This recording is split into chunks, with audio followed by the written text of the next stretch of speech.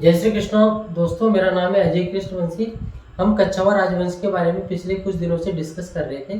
पिछले लेक्चर में दोस्तों हमारी चर्चा का मुख्य विषय रहा था मिर्जा राजा जयसिंह के बारे में। उनके बारे में हमने काफ़ी डिटेल से इससे पिछले वाले लेक्चर में डिस्कस कर चुके हैं। दोस्तों, मिर्जा राजा जयसिंह के बाद में शासक बनता है राम सिंह, जो कि 1667 से 1689 तक शासक रहता है कच्छावा राजवंश का, यानी कि आमेर पर ये शासन करता है।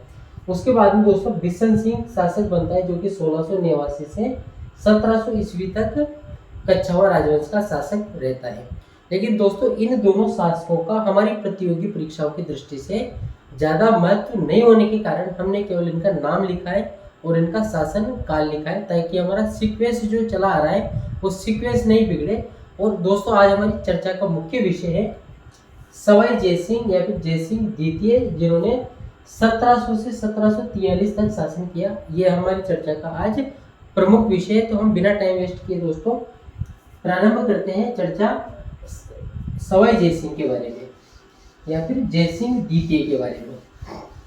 अब दोस्तों प्रश्न ये खड़ा होता है कि इनको सवाई की उपाधि क्यों मिली है, सवाई की उपाधि किसने प्रदान की है। तो सवाई शब्द का अर्थ यहाँ पर है दोस्तों अधिक योग्यता का होना, और सवाई की उपाधि जयसिंह को औरंगजेब के द्वारा प्रदान की गई थी।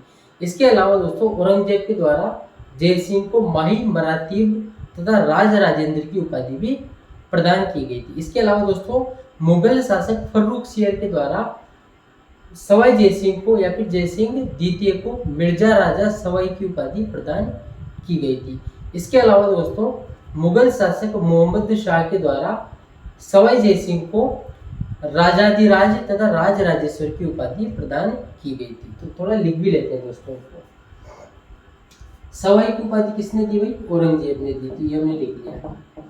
इसके अलावा औरंगजेब ने इनको माही मरातीब की उपाधि से भी सम्मानित किया था। इसके अलावा दोस्तों राज राजेंद्र की उपाधि भी औरंगजेब के द्वारा ही प्रदान की गई थी।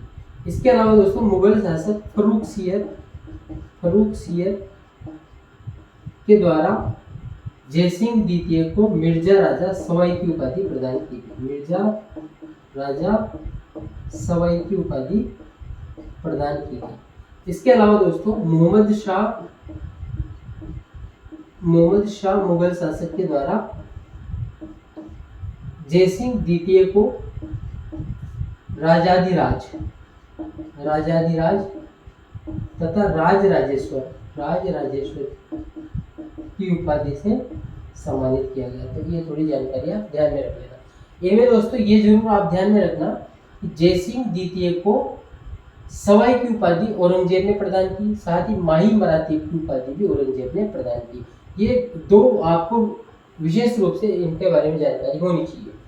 दोस्तों सवाई जयसिंह या फिर जयसिंह द्वितीय ने 7 मुगल शासकों की सेवा की है, यानी कि 7 मुगल शासकों के शासनकाल के दौरान इनका भी शासनकाल घटित होता है।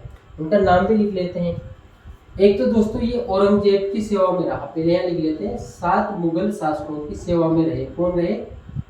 सवाई जयसिंह 7 मुगल शासकों की सेवा में रहे। क्या नाम है भाई उनका? औरंगजेब है एक तो, क्या नाम है? औरंगजेब है एक तो। इसके अलावा दोस्तों बहादुर शाह है। बहादुर शाह का असली नाम क्या था? मुअज्जम था। इसके अलावा दोस्तों औरंगजेब है, बहादुर शाह है। इसके अलावा है जहांदर शाह। क्या नाम है? जहांदर शाह। इसके अलावा दोस्तों फर्रुखसियर।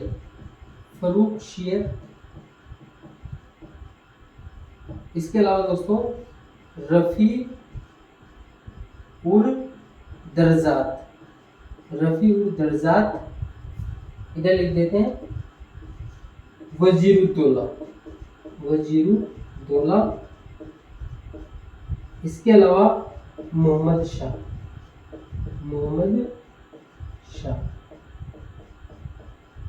यानी कि हम कह सकते हैं दोस्तों सवाई जयसिंह या फिर जयसिंह द्वितीय 7 मुगल शासकों की सेवा में रहा, जिनका नाम है औरंगजेब, बहादुर शाह, जहांदर शाह, फर्रुखसियर, रफी उर दर्जात, वजीरुद्दौला तथा मोहम्मद शाह। इन 7 मुगल शासकों की सेवा में कौन रहे थे?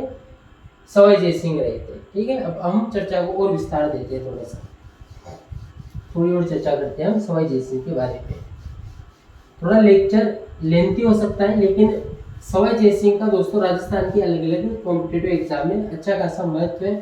काफी बार सवाई जय सिंह से क्वेश्चन पूछे जाते हैं, इस वजह से हम इनको थोड़ा डिटेल में भी पढ़ने की कोशिश करेंगे, ताकि एग्जाम में जब यहाँ से क्वेश्चन आए तो हमारे क्वेश्चन गलत होने की संभावना नहीं के बराबर हो, और लगभग हमारे सभी क्वेश्चन सही हो जाए अगर यहाँ से क्वेश्चन आए।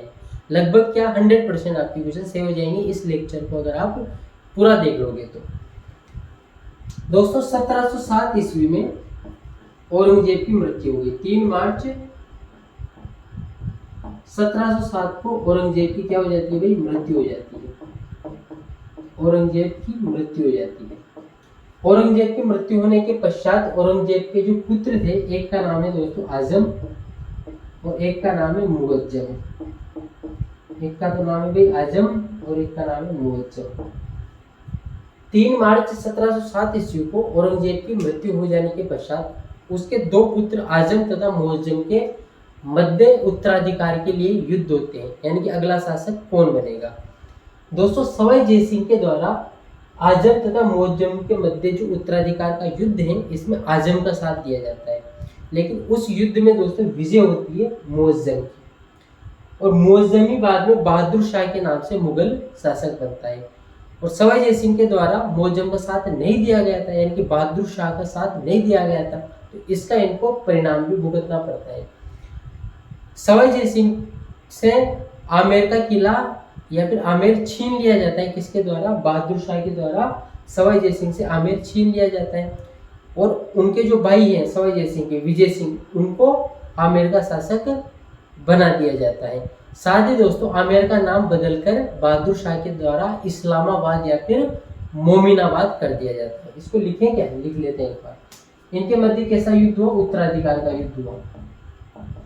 उत्तराधिकार का युद्ध हुआ, और इस उत्तराधिकार के युद्ध में दोस्तों जय सिंह ने किसका साथ दिया? आजम का साथ दिया, लेकिन विजय कौन हुआ? मुअज्जम विजय हुआ, यानी कि आजम का साथ दिया, आजम पराजित हुआ, मतलब जय सिंह द्वितीय भी आजम के साथ ही पराजित हुए, और विजय होती है इसमें मुअज्जम की। मुअज्जम ही बाद में बहादुर शाह के नाम से मुगल शासक बनता है। किसके नाम से बनता है भाई? बहादुर शाह के नाम से मुगल शासक बनता है। जब ये बहादुर शाह के नाम से मुगल शासक बन जाता है तो आमेर पर अधिकार कर लेता है, और आमेर पर अधिकार करके आमेर का नाम बदलकर कर दिया जाता है दोस्तों इस्लामाबाद। इस्लामाबाद या फिर मोमिनाबाद, मोमिनाबाद या फिर इस्लामाबाद इसका नाम कर दिया जाता है, और यहाँ का शासक बना दिया जाता है दोस्तों इनका जो भाई था जय सिंह का, उसका नाम है विजय सिंह। तो विजय सिंह को यहाँ का शासक बना दिया जाता है।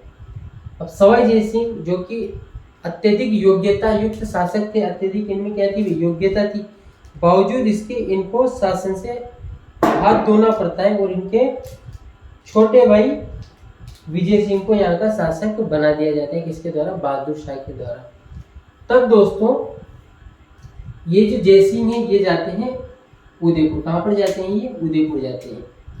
1708 ईस्वी में ये चले जाते हैं उदयपुर।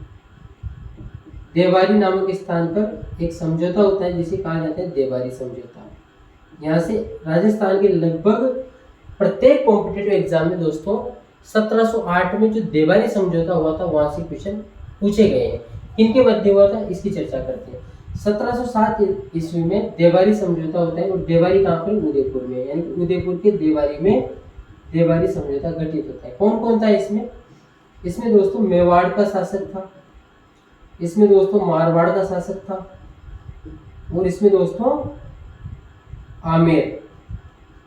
आमेर का शासक था। यानी कि आमेर का शासक उस टाइम पे तो नहीं था, क्योंकि उनको अपदस्थ करके हटा दिया गया था, बावजूद इसकी भविष्य का जो शासक बनेगा वापस यही बन जाएगा जय सिंह।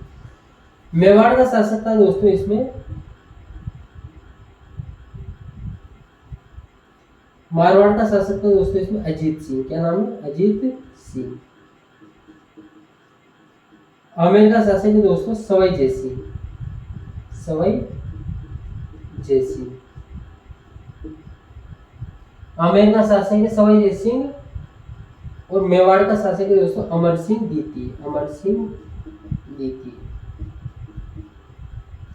यानी कि दोस्तों अगर आपके एग्जाम में क्वेश्चन आता है कि देवारी समझौता किन किन के मध्य घटित हुआ था, तो मेवाड़ के अमर सिंह द्वितीय, मारवाड़ के अजीत सिंह तथा आमेर के सवाई जय सिंह के मध्य घटित हुआ था। क्या था इस देवारी समझौते में, इसकी चर्चा हम करना चाहेंगे। दोस्तों देवारी समझौते के अनुसार सवाई जय सिंह का विवाह अमर सिंह द्वितीय की पुत्री यानी मेवाड़ की राजकुमारी चंद्रकुंवरी से कर दिया जाता है। इस शर्त पर कर दिया जाता है कि सवाई जय सिंह और चंद्रकुंवरी से जो संतान उत्पन्न होगी, जो पहला पुत्र उत्पन्न होगा, वही आमेर के कच्छावा राजवंश का भावी शासक बनेगा। ये उसमें शर्त थी। और अगर पुत्रियां भी होती हैं तो पुत्रियों का विवाह मुसलमानों तथा मुगलों के साथ नहीं किया जाएगा। ये इस देवारी समझौते की शर्तें थी। किसकी तरफ से थी? ये मेवाड़ रियासत की तरफ से थी। यानी कि दोस्तों ये जो शर्तें थी ये अमर सिंह द्वितीय की तरफ से थी। क्या थी? चंद्रकुंवरी, इसकी पुत्री का क्या नाम है भी? चंद्रकुंवरी। लिख लेते हैं एक बार, चंद्रकुंवरी।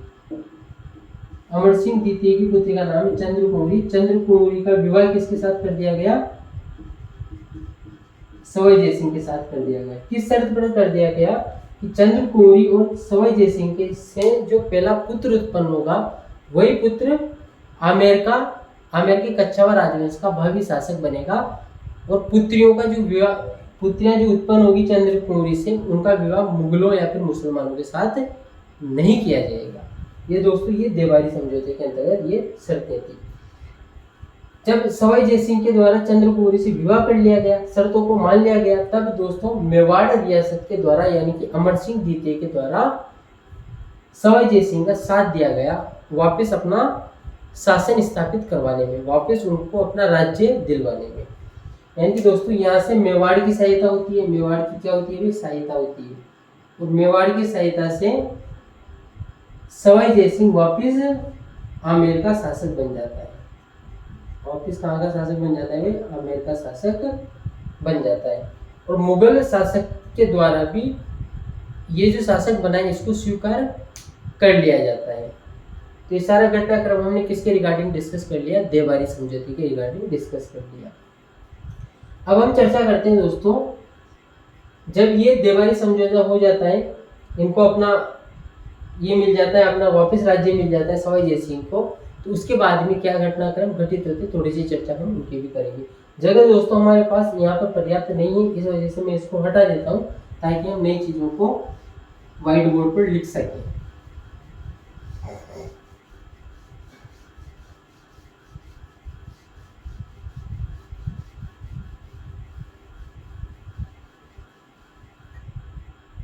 मुगलों के द्वारा भी दोस्तों सवाई जय सिंह को आमेर का शासक स्वीकार कर लिया गया, कच्छावा राजवंश का शासक स्वीकार कर लिया गया।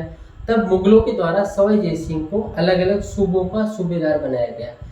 और मालवा का सूबेदार तो दोस्तों इनको 3 बार बनाया गया था। सवाई जय सिंह को दोस्तों मालवा का सूबेदार बनाया गया, मुगलों के द्वारा मालवा का सूबेदार बनाया गया। कब बनाया गया? एक तो बनाया गया दोस्तों 1713 में बनाया गया, एक बनाया गया 1730 में, एक बार बनाया गया था 1732 में। 1713 में जब मालवा का सूबेदार था सवाई जय सिंह, तब इसने पीपलूद नामक स्थान पर, कौन से स्थान पर? पीपलूद नामक स्थान पर। और ये पीपलूद स्थान कहाँ पर है? मध्य प्रदेश में है। पीपलूद नामक स्थान पर मराठों को पराजित किया था। उसके बाद में जब इसको दूसरी बार शासक यहाँ का सूबेदार बनाया गया मालवा का 1730 और 1732 में, उस समय भी दोस्तों सवाई जय सिंह की मराठों के साथ मुठभेड़ होती है, युद्ध होता है, लेकिन इस बार विजय किनकी होती है? मराठों की विजय होती है। 1730 में जब इनको सूबेदार बनाया गया था, तब मंदसौर के युद्ध में मराठों से पराजित होते हैं। और 1732 में जब इनको मालवा का सूबेदार बनाया गया था, तब ये मुकुंदरा के युद्ध में, या फिर मुकुंदरा नामक स्थान, जो कि ये भी कहाँ पर है? मध्य प्रदेश में है, ये मराठों से पराजित हो जाते हैं। सिंपल सा घटनाक्रम में समझ में आया होगा आपके। क्या बोला मैंने? मुगल शासकों के द्वारा सवाई जय सिंह को मालवा का 3 बार सूबेदार बनाया गया, 1713, 1730, 1732। 1713 में जब ये सूबेदार थे तब पीपलूद नामक स्थान पर सवाई जय सिंह के द्वारा मराठों को पराजित किया जाता है। इसके बाद में 1730 और 1732 में जब ये सूबेदार होते हैं तब ये मराठों से पराजित हो जाते हैं। कौन कौन से स्थान पर? मंदसौर तथा मुकुंदरा नामक स्थान पर। ये घटनाक्रम हो गया। एक और घटनाक्रम की दोस्तों हम चर्चा करते हैं मराठा सरदार होलकर के बारे में। मराठा सरदार होलकर के बारे में। और दोस्तों ये जो हम चर्चा करेंगे अभी मराठा सरदार होलकर के बारे में, यहाँ से राजस्थान के लगभग हर कॉम्पिटिटिव एग्जाम में एक न एक बार तो निश्चित तौर पर क्वेश्चन पूछा गया है। भले आप राजस्थान के कोई सा भी कॉम्पिटिटिव एग्जाम की क्वेश्चन उठा लो जिनमें राजस्थान हिस्ट्री आती हो। क्या है पूरा प्रकरण, थोड़ी सी चर्चा उसकी करते हैं। पहले मैं आपको वर्बली बता देता हूँ। होता है क्या है दोस्तों, बूंदी का शासक होता है जिसका नाम है बुद्ध सिंह। क्या होता है? बुद्ध सिंह। बूंदी का शासक था जिसका नाम है बुद्ध सिंह। बुद्ध सिंह का विवाह होता है सवाई जय सिंह की बहन जिसका नाम है अमर कुंवरी। क्या नाम है? अमर कुंवरी। बुद्ध सिंह का विवाह होता है सवाई जय सिंह की बहन अमर कुंवरी से। लेकिन दोस्तों इन दोनों की कोई संतान नहीं हो पाती, निसंतान होते हैं ये। तब सवाई जय सिंह के दिमाग में एक योजना बनती है, एक षड्यंत्र निर्मित होता है। वो षड्यंत्र या फिर वो योजना ये थी कि ये वहां पर अपने प्रतिनिधि को, यानी कि बूंदी में सवाई जय सिंह के द्वारा अपना प्रतिनिधि दलेल सिंह भेजा गया ताकि बूंदी पर अधिकार किया जा सके। जब ये सारा घटनाक्रम सवाई जय सिंह की बहन अमर कुंवरी को पता चला तब दोस्तों स्थितियां बदल गई। अमर कुंवरी के द्वारा मराठा सरदार होलकर को अपनी रक्षा के लिए राखी भेजकर बुलाया गया, यानी कि राखी बांध दी। उसके बाद भाई बना लिया, मतलब मराठा सरदार होलकर को अमर कुंवरी ने भाई बना लिया। तब मराठा सरदार होलकर के द्वारा बुद्ध सिंह की सहायता की जाती है और वहां पर जो दलेल सिंह था उसको मराठा सरदार होलकर के द्वारा पराजित करके वहां से भगा दिया जाता है। और बाद में बुद्ध सिंह तथा अमर कुंवरी की एक संतान भी हो जाती है जिसका नाम होता है दोस्तों उमेद सिंह। उस उमेद सिंह को मराठा सरदार होलकर के द्वारा बूंदी का भावी शासक बना दिया जाता है। लेकिन दोस्तों महत्वपूर्ण घटनाक्रम क्या है उसकी चर्चा हम करेंगे जहां से एग्जाम में क्वेश्चन आए। 1734 में ये जो अमर कुंवरी के द्वारा मराठा सरदार होलकर को बुलाया गया बूंदी में, और ये जो बूंदी में मराठा सरदार होलकर का जो आक्रमण हुआ ये राजपूताने में मराठाओं का प्रथम आक्रमण माना जाता है। और यहाँ से एग्जाम में कई बार क्वेश्चन पूछे गए, तो ये आप जरूर ध्यान में रखना। लिख लेते हैं एक बार पूरे घटनाक्रम को। बूंदी की घटना है ये। बूंदी का शासक कौन है दोस्तों? बुद्ध सिंह। बुद्ध सिंह। और इनकी पत्नी है, इनकी पत्नी कौन है भाई? अमर कुंवरी। अमर कुंवरी इनकी पत्नी का नाम है। और अमर कुंवरी कौन है? सवाई जय सिंह की सिस्टर है ये। लेकिन इन दोनों की कोई संतान नहीं थी, इस वजह से सवाई जय सिंह के द्वारा दलेल सिंह हड़ा को अपना प्रतिनिधि बनाकर कहाँ पर भेजा जाता है? बूंदी भेजा जाता है और बूंदी पर अधिकार करने की योजना बनाई जाती है। जब इस योजना का भंडाफोड़ होता है तब अमर कुंवरी मराठा सरदार होलकर को राखी भेजकर अपना भाई बनाकर बूंदी आमंत्रित करती है। मराठा सरदार होलकर के द्वारा बूंदी पर आक्रमण किया जाता है, दलेल सिंह को पराजित किया जाता है और दलेल सिंह को यहाँ से भगा दिया जाता है। और बाद में इनका जो संतान होती है दोस्तों बुद्ध सिंह और अमर कुंवरी का, जिसका नाम है उमेद सिंह। क्या नाम है भाई? उमेद सिंह। इस उमेद सिंह को यहाँ का शासक बना दिया जाता है होलकर के द्वारा। ये सारा घटनाक्रम दोस्तों 1734 का। तो कहा है ये 1734 का। सन 1734 ईस्वी में बूंदी की जो रानी थी, बुद्ध सिंह की जो पत्नी थी, उनका नाम है अमर कुंवरी। अमर कुंवरी के द्वारा मराठा सरदार होलकर को बूंदी पर आक्रमण करने के लिए आमंत्रित किया जाता है ताकि वो दलेल सिंह को वहां से पराजित करके भगा सके और बूंदी की रक्षा की जा सके। और जो दोस्तों ये जो 1734 में मराठा सरदार होलकर का बूंदी पर आक्रमण होता है, ये राजपूताने में मराठाओं का प्रथम आक्रमण माना जाता है। और यहाँ से एग्जाम में बहुत सी बार क्वेश्चन पूछे गए। ये घटनाक्रम जरूर आप ध्यान में रखें। अब हम कुछ बिंदुओं की ओर चर्चा करना चाहेंगे। इन सब घटनाक्रमों से सबसे ज्यादा चिंतित कौन था? सबसे ज्यादा चिंतित था दोस्तों सवाई जय सिंह। क्योंकि मराठाओं का हस्तक्षेप अब बहुत ज्यादा बढ़ने वाला था राजपूताना में। मराठा क्या करते थे, मराठा आते थे, लूटपाट करते थे, खिराज वसूल करते थे। खिराज क्या है कि अगर कोई राज्य बोलते हैं कि आप हम पर आक्रमण मत करना, तो वो बोलते ठीक है नहीं करेंगे, लेकिन बदले में हमें क्या मिलेगा, तो बदले में उनको एक मोटी धनराशि मिलती थी जिसे खिराज भी कहा जाता था। तो मराठा किसी राज्य पर आक्रमण नहीं करेंगे, इसके बदले में उस राज्य को एक बड़ी धनराशि मराठाओं को सुपुर्द करनी पड़ती थी, वरना मराठा लूटमार का कार्य करते थे। और राजपूताना त्रस्त आ चुका था मराठाओं से, बहुत ज़्यादा परेशान हो गया था मराठाओं से जैसे जैसे समय आगे बढ़ता चला गया। और दोस्तों राजपूताना के जो राजपूत शासक हैं उनके द्वारा अंग्रेजों से सहायक संधियां करने का एक प्रमुख कारण मराठा आक्रमण भी माना जाता है, क्योंकि मराठाओं से वो बहुत ज़्यादा परेशान थे। इस वजह से जब बाद में अंग्रेज आए तब वो 1818 में जो संधियां देखने को मिलती है, सहायक संधियां, वो मराठाओं के आक्रमण का ही परिणाम कही जा सकती है। बहरहाल उसकी चर्चा हम फिर कभी करेंगे। आज हम सवाई जयसिंह के रिगार्डिंग ही कुछ और चीज़ों को डिस्कस कर लेते हैं। दोस्तों 17 जुलाई 1734 को हुरडा नामक स्थान पर, हुरडा कहाँ पर है, भीलवाड़ा में, हुरडा नामक स्थान पर सवाई जयसिंह के द्वारा राजपूत शासकों का, राजपूताने के जो भी राजपूत शासक थे उनका एक सम्मेलन आयोजित किया जाता है। और सम्मेलन इस वजह से आयोजित किया जाता है कि राजपूताने के अलग अलग जो राजपूत शासक हैं सभी मराठाओं से परेशान तो थे ही सही, वो यहाँ पर आए, हुरडा नामक स्थान पर आए, भीलवाड़ा में आए, 17 जुलाई 1734 को आए, और एक रणनीति बनाई जाए कि किस प्रकार से मराठाओं को राजपूताने से बाहर निकाला जाए। इस रणनीति की कार्य योजना तैयार करने के लिए सवाई जयसिंह के द्वारा 17 जुलाई 1734 को हुरडा नामक स्थान जो कि भीलवाड़ा में, वहाँ पर हुरडा सम्मेलन का आयोजन किया गया। और दोस्तों इस सम्मेलन में राजपूताना की अलग अलग रियासतों के शासकों ने भाग लिया, जैसे कोटा के दुर्जन साल हाड़ा ने इसमें भाग लिया था, दुर्जन साल हाड़ा ने इसमें भाग लिया था। बूंदी का जो शासक है दोस्तों, या फिर बूंदी का जो प्रतिनिधि था, दलेल सिंह हाड़ा, दलेल सिंह हाड़ा, इसने भी इसमें भाग लिया था। इसके अलावा दोस्तों करौली का जो शासक था उस समय का, गोपाल पाल, गोपाल पाल, इसने भी इस हुरडा सम्मेलन में भाग लिया था। किशनगढ़ का जो शासक है दोस्तों, राज सिंह, क्या नाम है भाई, राज सिंह, इसने भी इस सम्मेलन में भाग लिया था। इसके अलावा दोस्तों जोधपुर का जो शासक है अभय सिंह,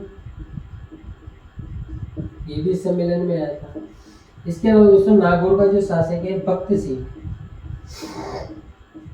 भक्त सिंह, इसने भी इस हुरडा सम्मेलन में भाग लिया था।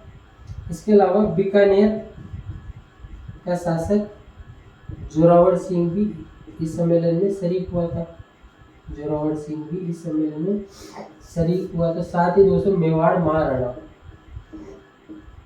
राणा जगत सिंह द्वितीय, राणा जगत सिंह द्वितीय भी इस सम्मेलन में भाग लेने के लिए आए थे। खास बात यह है दोस्तों, मेवाड़ महाराणा जगत सिंह द्वितीय के द्वारा 17 जुलाई 1734 को हुरडा सम्मेलन की अध्यक्षता की गई थी।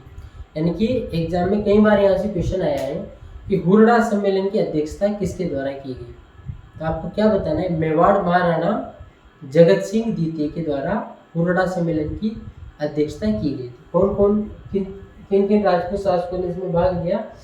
कोटा का है दोस्तों दुर्जन साल हाड़ा, कोटा का कौन है भाई, दुर्जन साल हाड़ा। इसके अलावा बूंदी का कौन है, दलेल सिंह हाड़ा। करौली का है भाई गोपाल पाल, और किशनगढ़ का है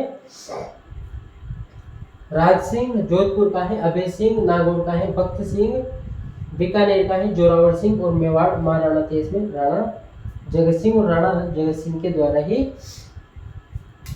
इस हुरडा सम्मेलन की दोस्तों क्या की गई, अध्यक्षता की गई, अध्यक्षता की गई। लेकिन दोस्तों ये जो हुरडा सम्मेलन है जो कि राजपूताने में मराठाओं को बाहर भेजने के लिए, यानी कि मराठाओं से राजपूतानी की रक्षा करने के लिए जो गुरडा सम्मेलन सवाई जय सिंह के आह्वान पर आमंत्रित किया गया था भीलवाड़ा में, गुरडा में, ये दोस्तों असफल रहा था। इसकी असफलता के क्या कारण है? एक तो उन दिनों बारिश का मौसम था, जुलाई का महीना है तो बारिश का मौसम था, तो बहुत सारे राजपूत शासक तो इस वजह से भी आने में आनाकानी कर रहे थे और आने में परेशानी भी थी क्योंकि मौसम ही ऐसा था। और दूसरा कारण ये था दोस्तों, राजपूत जो शासक इसमें भाग लेने आए थे उनके अपने व्यक्तिगत निजी स्वार्थ थे, आपसी स्वार्थ थे, आपसी मनमुटाव थे, आपसी मतभेद थे, आपसी स्वार्थ, आपसी मतभेद आदि बहुत सारी परिस्थितियां निर्मित होने के कारण 17 जुलाई 1734 को ये जो गुरडा सम्मेलन आयोजित किया गया था ये असफल रहा था। इसके बाद में इन्होंने ये जो सम्मेलन असफल हो गया था तब इन्होंने दोस्तों बाद में ऐसा का ऐसा ही एक और सम्मेलन आयोजित करने की कार्य योजना भी बनाई थी और इसी सम्मेलन के दौरान बनाई थी। इन्होंने इस सम्मेलन के दौरान बोला था कि हम कुछ समय के पश्चात रामपुरा जो कि भीलवाड़ा में है वहां पर एक बार फिर से एकत्रित होंगे और वापस इस प्रकार का एक सम्मेलन आयोजित किया जाएगा मराठाओं को राजपूतानी से बाहर निष्कासित करने के लिए। हालांकि वो आयोजित नहीं किया गया था, बस बात की गई थी। तो ये हमने किसकी बात कर ली भाई? गुरडा सम्मेलन की बात कर ली। कई बार एग्जाम में क्वेश्चन आया है, डेट जरूर ध्यान में रखना, स्थान जरूर ध्यान में रखना। कई बार शासकों के बारे में पूछ लेते हैं किन किन ने भाग लिया, तो वो भी ध्यान में रख लेना और अध्यक्षता किसने की ये आप जरूर ध्यान में रखना। ये हमने दोस्तों गुरडा सम्मेलन की चर्चा कर ली। ये किसके आह्वान पर आयोजित किया गया था? तो सवाई जय सिंह के आह्वान पर आयोजित किया गया था। सवाई जय सिंह ने क्यों आह्वान किया था इस सम्मेलन का? क्योंकि सवाई जय सिंह ही उस समय सबसे ज्यादा परेशान था किनसे? मराठाओं से। इस वजह से सर्दी जुकाम हो रही है भाई, तबीयत हमारी क्या है, खराब है।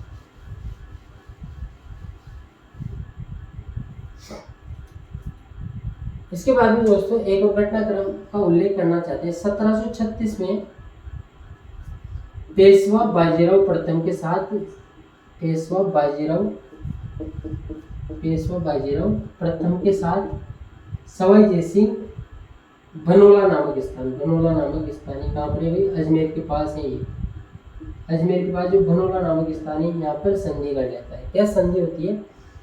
1736 ईस्वी में सवाई जय सिंह मराठा सरदार पेशवा बाजीराव प्रथम के साथ एक संधि कर लेता है बनोला नामक स्थान अजमेर के निकट। इस संधि में इस चीज का उल्लेख होता है कि एक बड़ी धनराशि जयपुर रियासत की तरफ से या फिर आमेर रियासत की तरफ से किसको दी जाएगी? पेशवा बाजीराव प्रथम को दी जाएगी। बदले में पेशवा बाजीराव प्रथम के द्वारा जयपुर पर किसी भी प्रकार का आक्रमण नहीं किया जाएगा। ये समझौता इनके बीच में हो गया था। ये भी हमने चर्चा कर ली दोस्तों।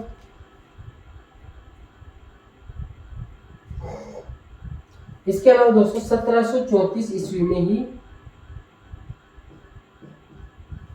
सवाई जय सिंह के द्वारा जयपुर में सुदर्शनगढ़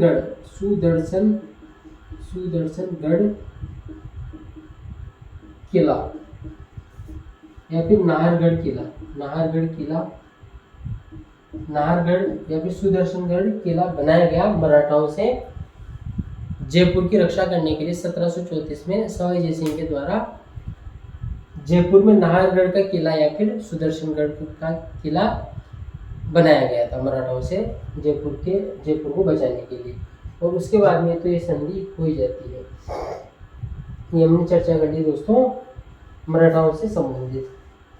अब हम एक चर्चा और करना चाहते हैं दोस्तों भरतपुर राज्य में जाट विद्रोह से संबंधित। होता क्या है दोस्तों, मुगल शासन के दौरान भरतपुर राज्य में जाटों का विद्रोह हो जाता है, जाट विद्रोह कर जाते हैं। जब जाट विद्रोह करते हैं तब मुगल शासक चिंतित होते हैं और मुगल शासकों द्वारा सवाई जय सिंह को उस विद्रोह का, जो भरतपुर में जो जाटों का विद्रोह चल रहा था, उस विद्रोह का दमन करने के लिए सवाई जय सिंह को भेजा जाता है। सवाई जय सिंह के द्वारा इस विद्रोह का सफलतापूर्वक दमन भी कर दिया जाता है। लेकिन दोस्तों इस विद्रोह का दमन करने में सवाई जय सिंह की सहायता की जाती है एक जाट शासक या फिर बाद में जो जाट शासक बनेगा उसके द्वारा, जिसका नाम है दोस्तों बदन सिंह। यानी कि बदन सिंह के द्वारा सवाई जय सिंह की सहायता की जाती है जाटों का उपद्रव समाप्त करने में भरतपुर राज्य में। और उसी बदन सिंह के द्वारा ही सवाई जय सिंह की सहायता से या फिर सवाई जयसिंह के सहयोग से भरतपुर में जाट राज्य की स्थापना भी कर दी जाती है। तो लिखने की तो मेरे ख्याल से ज़्यादा जरूरत नहीं है, ध्यान में रख लेना बदन सिंह के द्वारा किसकी स्थापना की गई, जाट राज्य की स्थापना की गई सवाई जयसिंह की सहायता से, ये आप जरूर ध्यान में रख लेना। अब हम दोस्तों सवाई जयसिंह के युद्धों की तो हमने बहुत सारी बातें कर ली, लेकिन सवाई जयसिंह का संबंध केवल युद्ध से ही नहीं था, इनका दोस्तों संबंध ज्योतिष से भी था, वास्तु से भी था, यानी कि वास्तुकार भी थे, ज्योतिषी भी थे, खगोल विद भी थे। तो कलाकार राजनीतिक कुल मिला के हम कह सकते हैं। हाँ, क्या क्या थे भाई ये, अलग पेन से लिखे, हाँ लिख लेते चलो। ये थे भाई ज्योतिषी, महान ज्योतिषी थे। इसके अलावा दोस्तों ये वास्तुकार भी थे, क्या थे भाई, वास्तुकार। इसके अलावा दोस्तों ये खगोल विद भी थे, खगोल विद। तो एक्सपर्ट आदमी थे, इंटेलिजेंट आदमी थे, कौन, सवाई जयसिंह। सवाई जयसिंह के द्वारा दोस्तों ज्योतिष पर एक ग्रंथ लिखा गया जिसका नाम है जयसिंह कारिका, लिख लेते हैं, नाम लिख लेते हैं, जयसिंह कारिका। कौन सा ग्रंथ लिखा गया भाई, जयसिंह कारिका ग्रंथ इनके द्वारा ज्योतिष पर लिखा गया। इसके अलावा दोस्तों सवाई जयसिंह के द्वारा ही ज्योतिष पर सम्राट सिद्धांत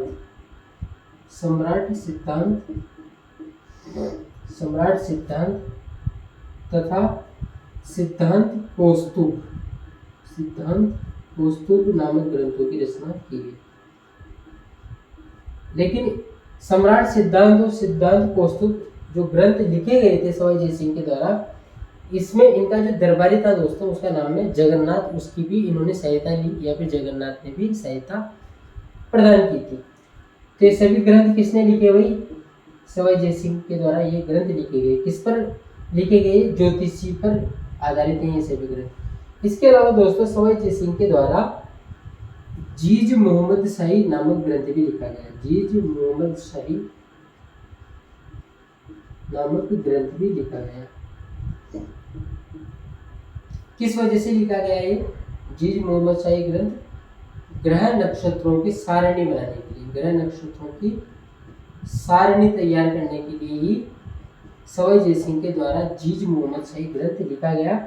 और ये जीज मोहम्मद शाही ग्रंथ सवाई जयसिंह के द्वारा उस समय के जो मुगल शासक थे मोहम्मद शाह, उनको भेंट कर दिया गया, मतलब उनको समर्पित किया गया कि भाई आपके लिए लिख रहे। होती है ना चमचागिरी प्रकार की, भाई लिखते खुद के लिए पर बोल देते हैं कि जो भी उस समय जो भी प्रभावशाली व्यक्ति होता है कि भाई आपके लिए लिखा है, कि वो भी खुश है वो भी खुश, समस्या नहीं रहती है। तो ये जीज मोहम्मद शाही जो ग्रंथ है ये सवाई जयसिंह के द्वारा लिखा गया, और ये मोहम्मद शाह जो उस समय के मुगल शासक है उनको ये समर्पित कर दिया गया। इसके अलावा जयसिंह कारिका, सम्राट सिद्धांत कौस्तुभ। प्रश्न दोस्तों इस प्रकार के बन सकते हैं कि सवाई जयसिंह के द्वारा निम्न में से कौन सा ग्रंथ ज्योतिषी पर या फिर ज्योतिष पर कौन सा ग्रंथ नहीं लिखा गया। तो एग्जाम में जैसे ये क्वेश्चन पूछा गया और आ जाता है जैसे जयसिंह कारिका, सम्राट सिद्धांत कौस्तुभ, चौथा कोई दूसरा नाम दे दिया, तो वो जो चौथा कोई दूसरा नाम देगा वही आंसर आएगा, क्योंकि ये तो इन्होंने लिखे है ना। ये भी आपको चीज़ें थोड़ी सी जानकारी में होनी चाहिए। इनका दोस्तों जो अभी हमने चर्चा की, क्या नाम था उनका, जगन्नाथ, पंडित जगन्नाथ। इन जगन्नाथ के द्वारा दोस्तों यूनानी ग्रंथ है, एक यूनानी ग्रंथ था, उसका नाम था जियोमेट्री। क्या नाम था भाई, जियोमेट्री। कौन सी मेट्री, जियोमेट्री। जगन्नाथ पंडित के द्वारा यूनानी ग्रंथ जियोमेट्री का संस्कृत में अनुवाद किया गया और नाम रखा गया दोस्तों रेखा गणित। क्या रखा गया, रेखा गणित नाम रखा गया। तो ये भी आप जरूर ध्यान में रखना। पेन चेंज कर लेते हैं भाई, पढ़ाते समय अगर पेन अच्छे से चले तो पढ़ाने वाले के लिए इससे अधिक खुशी की बात मेरे ख्याल से कोई नहीं हो सकती। खोपड़ी की बात नहीं करते, चलो हम बढ़ते आगे ना। तो ये हमने चर्चा कर ली भाई, ये जो यूनानी ग्रंथ था जियोमेट्री, उसको जगन्नाथ के द्वारा संस्कृत में अनुवादित किया गया और उसका नाम क्या रखा गया, रेखा गणित रखा गया। दोस्तों सवाई जयसिंह के द्वारा जयपुर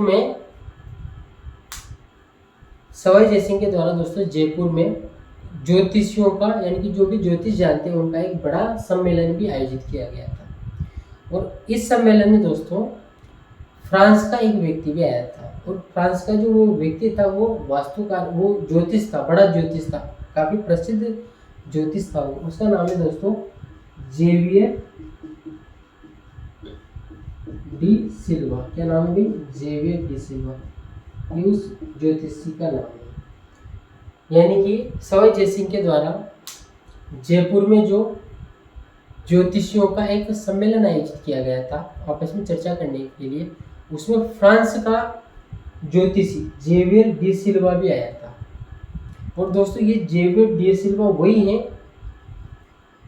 जिसने जब जयपुर नगर बस रहा था तो उस समय इसने जयपुर नगर को बसाने के लिए भी ज्योतिषी का कार्य किया था।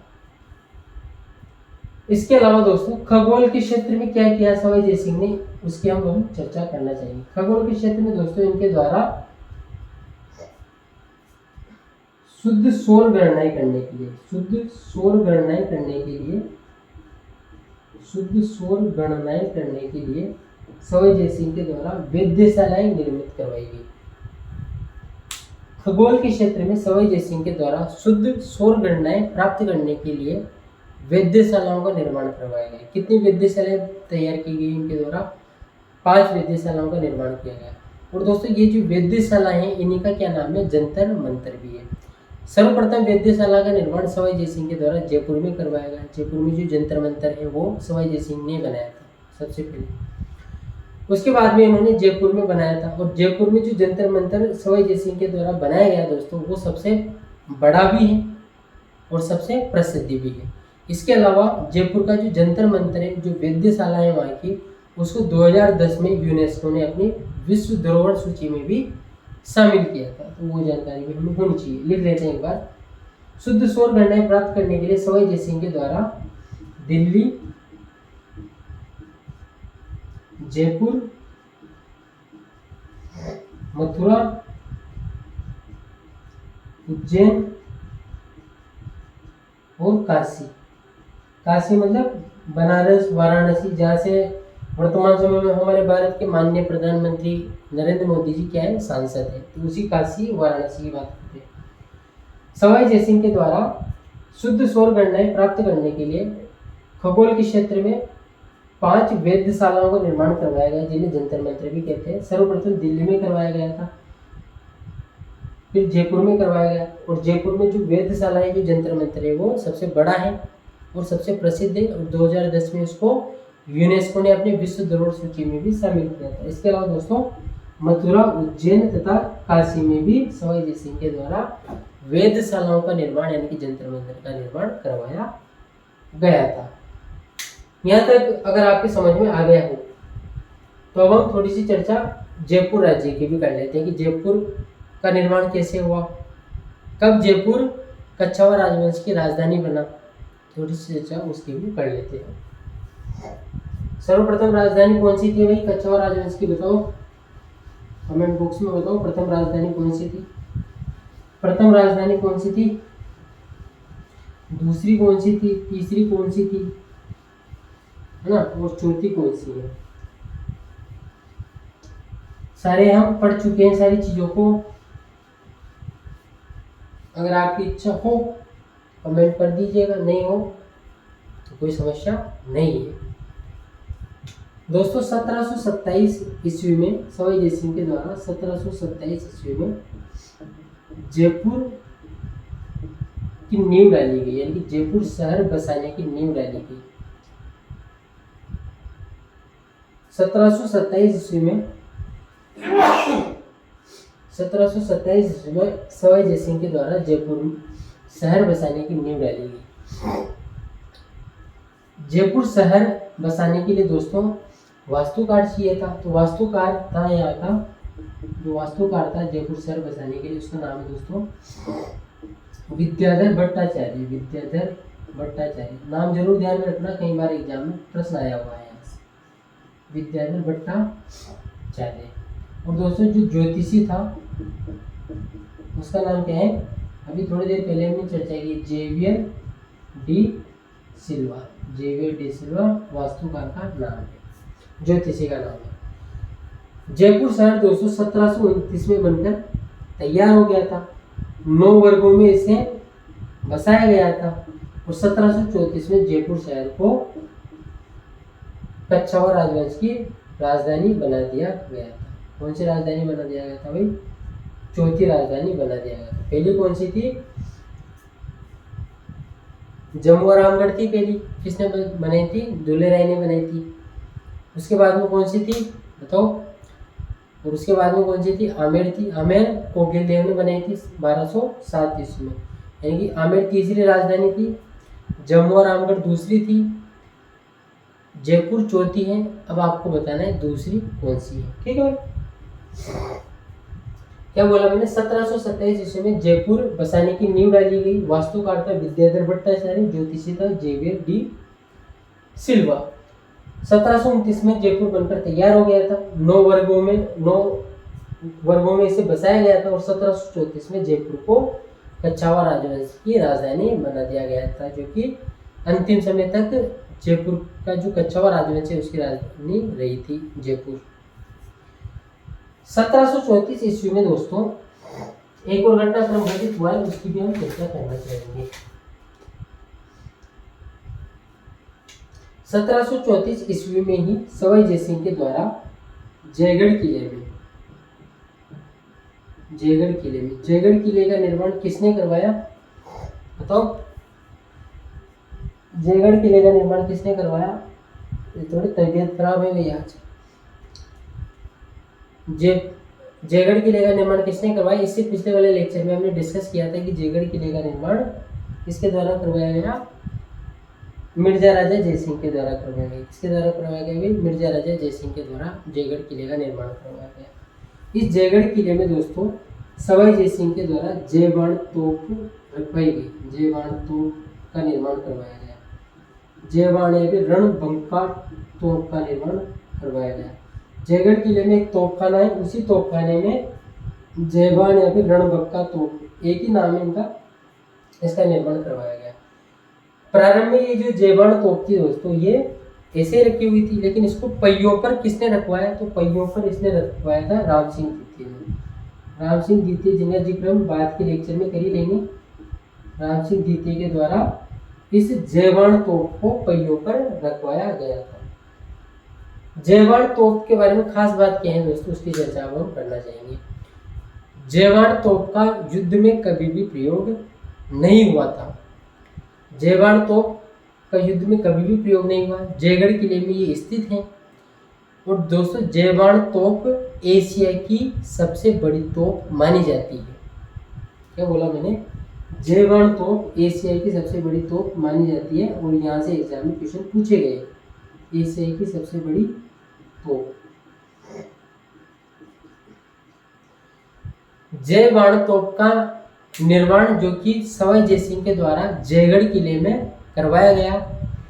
ये जयबाण तोप एशिया की सबसे बड़ी तोप मानी जाती है, ये जानकारी आपको होनी चाहिए। इसकी हमने चर्चा कर ली। कभी भी इसका युद्ध में प्रयोग नहीं हुआ था। दोस्तों सवाई जयसिंह अंतिम हिंदू शासक था जिसने अश्वमेध यज्ञ करवाया था। 1740 ईस्वी में सवाई जयसिंह के द्वारा अश्वमेध यज्ञ करवाया गया। अश्वमेध यज्ञ में क्या होता है? एक घोड़ा जिसकी पूजा वगैरह कर दी जाती है, घोड़ा छोड़ा जाता है और वो घोड़ा जहाँ जहाँ भी जाता है वो क्षेत्र जिसने घोड़ा छोड़ा है उसका होता है। लेकिन अगर कोई उस घोड़े को पकड़ लेता है, इसका मतलब ये समझा जाता है युद्ध। यानी कि अगर किसी के द्वारा उस घोड़े को पकड़ लिया जाता है तब घोड़ा छोड़ने वाले तथा जिसने पकड़ा है उसके मध्य युद्ध होता है। फिर और युद्ध में जो जीतता है वही उस भूमि का स्वामी होता है, वही उस भूमि का अधिकारी होता है। 1740 ईस्वी में अश्वमेध यज्ञ करवाया गया। किसके द्वारा? सवाई जयसिंह के द्वारा। और दोस्तों इसका जो पंडित था, इसका जो पुरोहित था, उसका नाम भी एग्जाम में कई बार पूछा गया, तो लिखी देते पुंडरीक रत्नाकर। पुंडरीक रत्नाकर इस यज्ञ का पुरोहित था। और ऐसा कहते हैं दोस्तों दौसा में कुम्बाणी राजपूतों के द्वारा दौसा में कुंभणी राजपूतों के द्वारा इस अश्वमेध यज्ञ के घोड़े को पकड़ लिया गया था। खास बात क्या है यह हम चर्चा कर लेते हैं। 1740 में सवाई जयसिंह के द्वारा अश्वमेध यज्ञ करवाया गया। ये जो अश्वमेध यज्ञ सवाई जयसिंह के द्वारा 1740 में करवाया गया, जिसका पुरोहित पुंडरिक विठल था, ये दोस्तों किसी भी हिंदू शासक द्वारा करवाया जाने वाला अंतिम अश्वमेध यज्ञ माना जाता है। यानी कि सवाई जयसिंह के द्वारा जो अश्वमेध यज्ञ करवाया गया वो किसी भी हिंदू शासक द्वारा अंतिम अश्वमेध यज्ञ माना जाता है। ये जानकारी आपको जरूर होनी चाहिए। कुछ निर्माण कार्य भी दोस्तों इनके द्वारा करवाए गए थे, उनकी चर्चा को हम करना चाहेंगे। सवाई जयसिंह के द्वारा क्या क्या निर्माण कार्य करवाए गए थे? इनके द्वारा दोस्तों एक तो चंद्र महल बनाया गया। कौन सा महल बनाया गया भाई? चंद्र महल इनके द्वारा बनाया गया। कौन सा महल? चंद्र महल इनके द्वारा बनाया गया। इसके अलावा दोस्तों इनके द्वारा जल महल बनाया गया, जल महल का निर्माण करवाया गया। इसके अलावा दोस्तों सिसोदिया रानी का महल भी इन्हीं के द्वारा बनाया गया था। सिसोदिया रानी का महल, इनकी पत्नी होगी सिसोदिया, पत्नी होगी क्या है इनकी पत्नी? कौन थी? चंद्रकुंवरी। चंद्रकुंवरी जो कि मेवाड़ के शासक अमर सिंह द्वितीय की पुत्री थी, उसका इनके साथ विवाह हुआ था। कौन से समझौते के तहत हुआ था? देवारी समझौते के तहत हुआ था, और वो सिसोदिया राजवंश से संबंधित थी। उसी के लिए दोस्तों इन्होंने सिसोदिया रानी का महल का निर्माण करवाया। कहाँ पर? जयपुर में। चंद्र महल का निर्माण जयपुर में, जल महल, सिसोदिया रानी का महल। इसके अलावा दोस्तों माझी का बाग, इसका बाग माझी का बाग, ये निर्माण कार्य किसके द्वारा करवाए गए भाई? सवाई जयसिंह के द्वारा करवाए गए थे। थोड़ी सी चर्चा हम सिसोदिया रानी की यहाँ पर कर लेते हैं। दोस्तों ये जो सिसोदिया रानी है इसका क्या नाम था? चंद्रकुंवरी, जो कि मेवाड़ महाराणा अमर सिंह की तो क्या थी? पुत्री थी। देवारी समझौते में जिस जो विवाह हुआ था उसमें ये शर्त थी कि इनके जो पुत्र होगा सवाई जयसिंह और चंद्रकुंवरी के, वो ही जयपुर के कच्छावर राजवंश का भावी शासक बनेगा। और इस शर्त के कारण ही दोस्तों, इस शर्त के कारण ही जयपुर को उत्तराधिकार युद्धों का सामना करना पड़ता है। क्यों करना पड़ता है उसकी चर्चा 1 मिनट की चर्चा है तो कर ही लेते हैं। चंद्रकुंवरी और सवाई जयसिंह के विवाह से जो संतान उत्पन्न होती है उसका नाम होता है दोस्तों माधो सिंह। सवाई जयसिंह एक विवाह मारवाड़ भी करता है, और किससे करता है? सूरज कुंवरी से करता है। सूरज कुंवरी जो कि मारवाड़ की राजकुमारी थी, और सवाई जयसिंह से जो संतान होती है उसका नाम है ईश्वरी सिंह। अब माधो सिंह और ईश्वरी सिंह दोनों के मध्य ही शासक बनने की होड़ प्रारंभ हो जाती है। माधो सिंह बोलता है मैं बनूंगा देवारी समझौते के अंतर्गत, और ईश्वरी सिंह बोलता है कि मैं अधिक योग्य हूँ, इस वजह से मैं बनूंगा। इस वजह से दोस्तों सवाई माधो सिंह तथा सवाई ईश्वरी सिंह के मध्य जयपुर का भावी शासक बनने के लिए उत्तराधिकार के युद्ध होते हैं। किस समझौते के कारण होते हैं? देवारी समझौते के कारण ये युद्ध होते हैं। कब मृत्यु होती है भाई इनकी? 1 सितंबर 1743 को सवाई जयसिंह या फिर जयसिंह द्वितीय की मृत्यु हो जाती है, और इनकी छतरी भी बनी हुई है। कहाँ पर? गेटोर में। गेटोर कहाँ पर है? जयपुर में। जयपुर की गेटोर में इनकी छतरी भी बनी हुई है। सवाई जयसिंह और सवाई जयसिंह के बाद जितने भी शासक आएंगे उनकी सभी की छतरियाँ जयपुर के गेटोर में बनी हुई है, सिवाय एक शासक को छोड़कर, और उस शासक का नाम है ईश्वरी सिंह या फिर सवाई ईश्वरी सिंह। ये 200 सारी चर्चाएं हमने किसके रिगार्डिंग डिस्कस की है आज? सवाई जयसिंह के रिगार्डिंग डिस्कस की है, जयसिंह द्वितीय के रिगार्डिंग डिस्कस की है। औरंगजेब से लेकर हमने बहुत सारी चीज़ें डिस्कस कर चुके हैं, और एग्जाम में हर एक पॉइंट से लगभग क्वेश्चन आए हैं। तो आपको पूरा वीडियो ढंग से देखना है, नोट्स बना सको तो नोट्स बनाना है, और ऑथेंटिक किताब जो होती है हिंदी ग्रंथ अकादमी या फिर माध्यमिक शिक्षा बोर्ड या फिर एनसीईआरटी किताब, वहाँ से नोट्स वगैरह पढ़ लेने हैं। क्वेश्चन करो, उसके बाद में अगर कोई क्वेश्चन गलत होता है तो मेरे को कमेंट करो कि सर ये चीज़ आपने नहीं बताई, तो मैं एक शॉर्ट वीडियो इसका डाल दूंगा अगर ये समस्या रहेगी तो।